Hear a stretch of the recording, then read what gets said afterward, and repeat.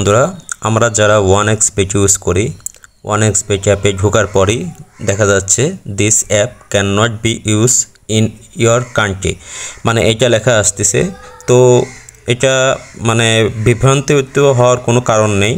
তো আপনারা যেটা ঢুকতেই চান সেক্ষেত্রে বিকল্প ব্যবস্থা আছে। তো আপনারা আপনাদের ফোনের ক্রোম ব্রাউজারে যাবেন। তো আপনাদের ফোনের ক্রোম ব্রাউজারটি ওপেন করে নেবেন। ফোনের ক্রোম ব্রাউজারটি আমি ওপেন করে নিলাম। ওপেন করে নেওয়ার পর এখানে সার্চ অপশনে লিখবো আমরা 1xBet login LOGIN 1xBet login লিখে আমরা সার্চ দেব।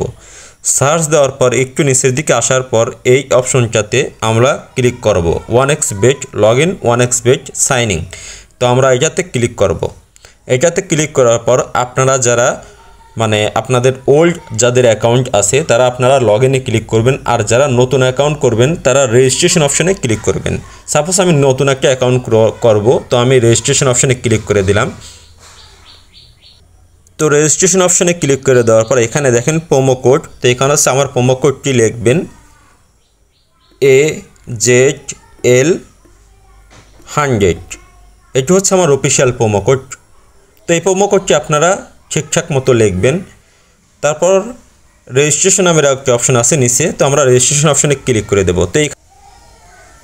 তো এটা ফিল আপ করার পর আমরা সেন্ড অপশনে ক্লিক করব। দেখেন সেন্ড অপশনে ক্লিক করার পরে কিন্তু আমাদের অ্যাকাউন্টটি কিন্তু রেডি হয়ে গেছে। দেখেন আমাদের ইউজার আইডি এবং পাসওয়ার্ড তারা কিন্তু দিয়ে দিয়েছে। আমরা এখন কিন্তু অ্যাকাউন্টে কিন্তু লগ ইন করতে পারবো। দেখেন এই যে লগ ইন করলাম।